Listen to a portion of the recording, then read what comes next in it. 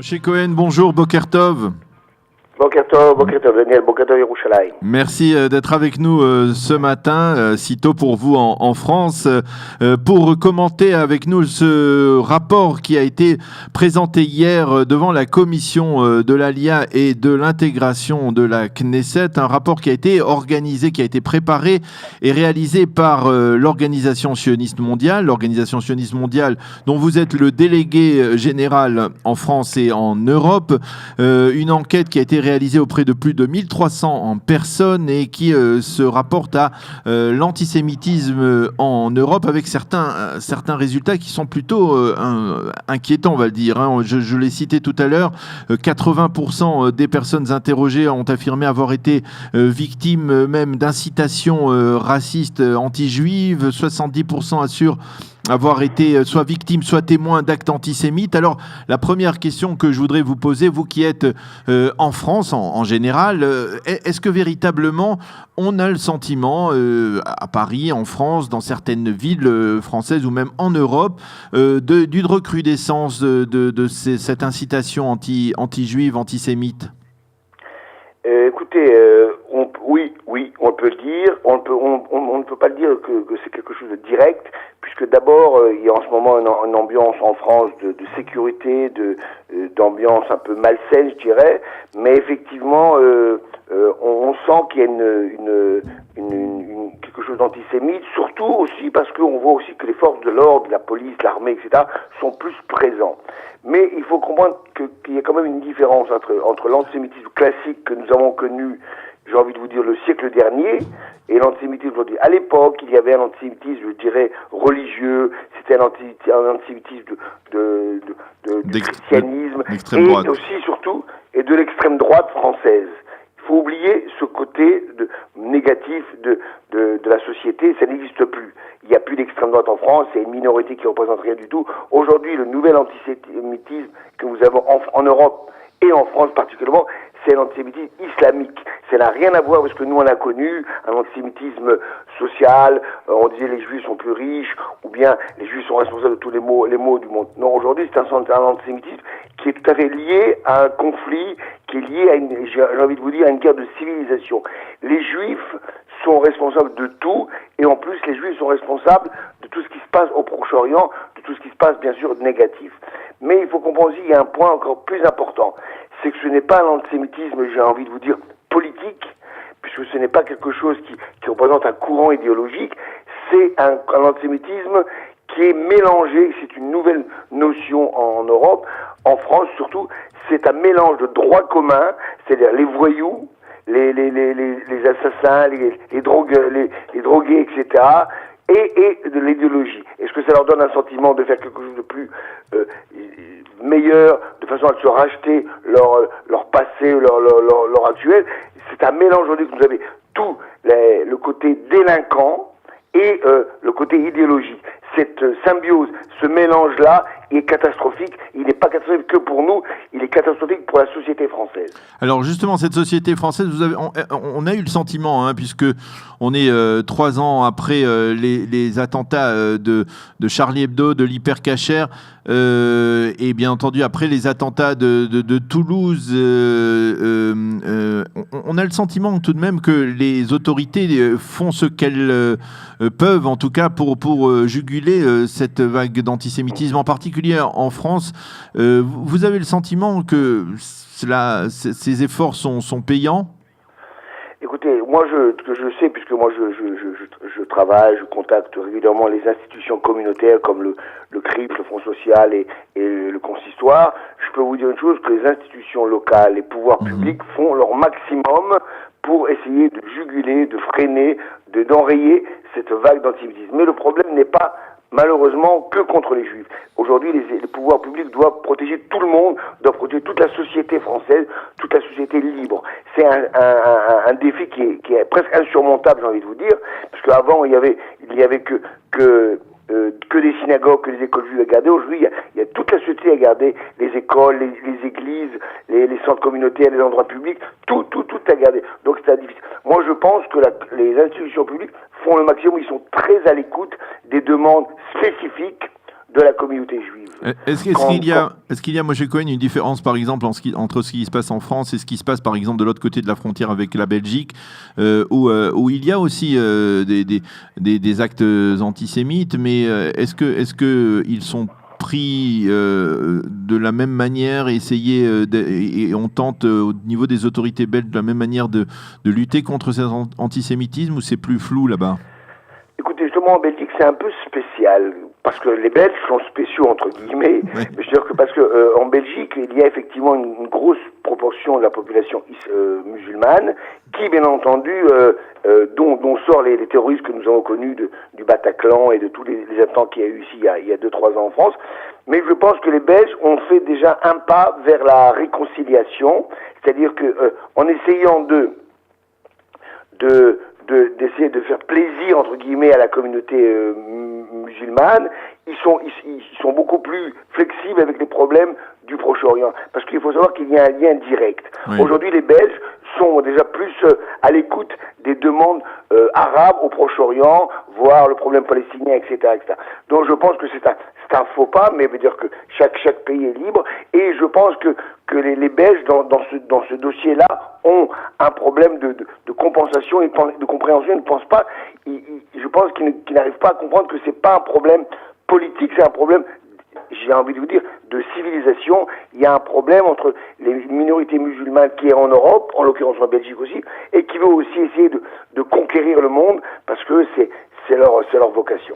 Alors, c'est l'Organisation sioniste mondiale, je disais, qui a réalisé cette enquête et qui a présenté donc cette enquête hier devant la commission de l'Alia et de l'intégration de la Knesset.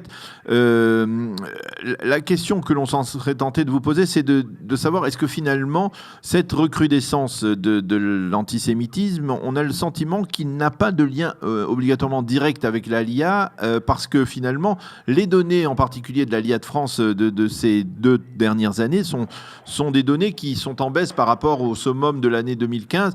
On ne parle pour cette année que de quelques 3500 olim.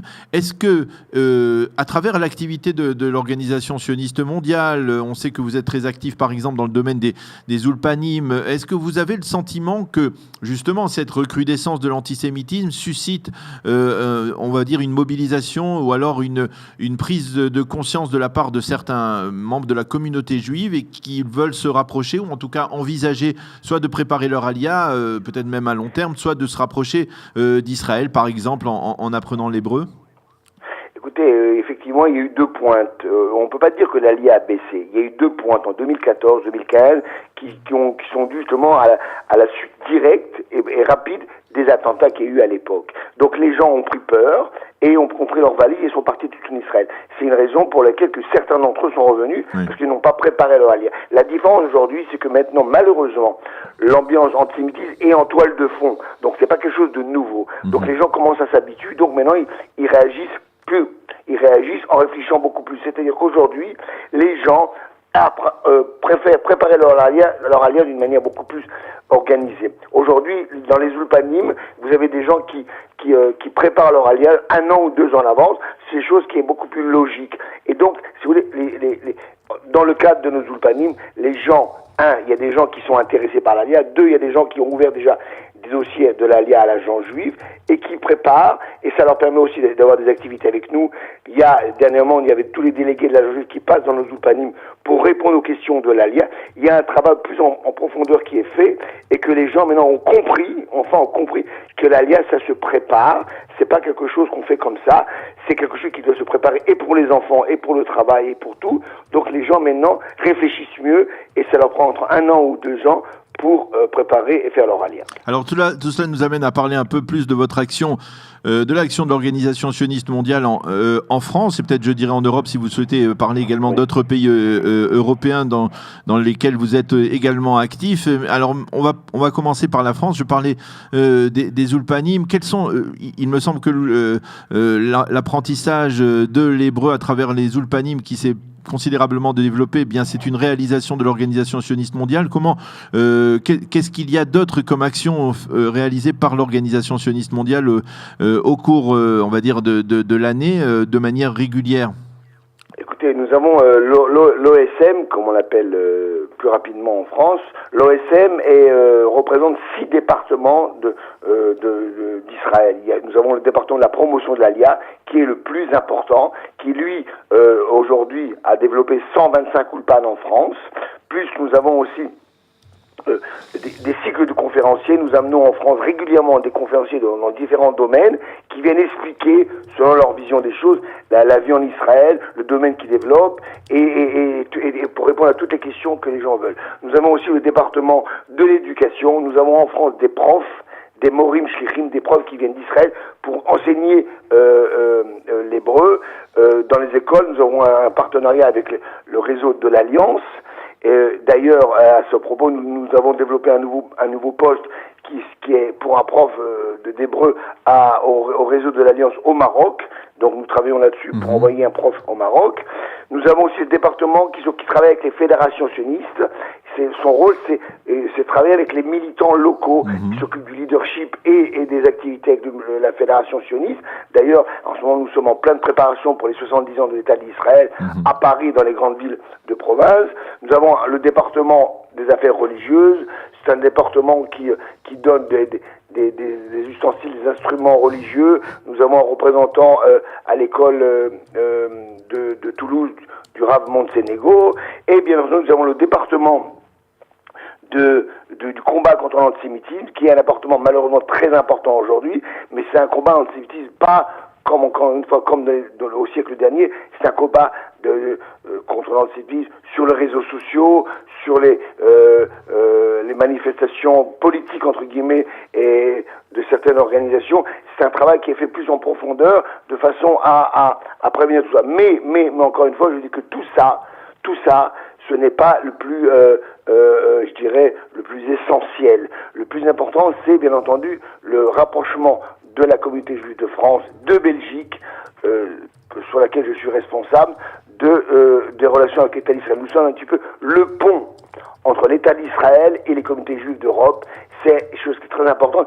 Chacun, à son temps, décidera de faire son alia. Il est évident que le principe de l'alia est le plus important pour nous, parce que c'est pas que nous sommes anti-belges ou anti-français, mais je pense que la communauté juive de France a, j'ai envie de vous dire, a terminé son temps en France. On peut dire que le tribunal de l'histoire a dit à la communauté juive de France: vous avez bien vécu ici pendant 50, 60 ans, après la Deuxième Guerre mondiale jusqu'au début des années 2000. Maintenant, poussez-vous. Il faut donner la place à d'autres communautés, en l'occurrence la communauté arabo-musulmane, etc. Donc je pense que les juifs, moi qui est dans la communauté régulièrement, je sens, les gens me disent qu'ils n'ont plus d'avenir en France et en Belgique.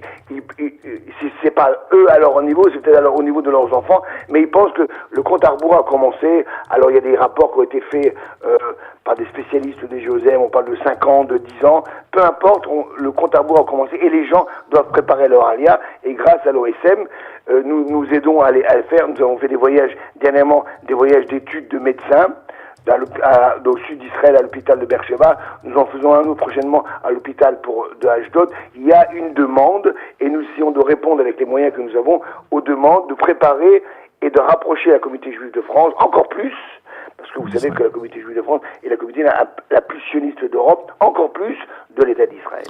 Eh bien, merci beaucoup, Moshe Cohen, d'avoir répondu à nos questions à l'occasion donc de la publication de ce rapport sur la recrudescence de l'antisémitisme en France et en Europe. Et merci de nous avoir rappelé l'action de l'Organisation sioniste mondiale dans ces pays. On vous souhaite une bonne continuation de votre mission et une bonne journée. Shalom, shalom. Shalom, shalom. Toda rabba. Voilà, il est 8h27 sur Studio Kalita. Nous allons marquer une petite pause. On se retrouve tout de suite après avec Eliana Gurfinkel qui doit nous présenter sa chronique Un jour notre histoire.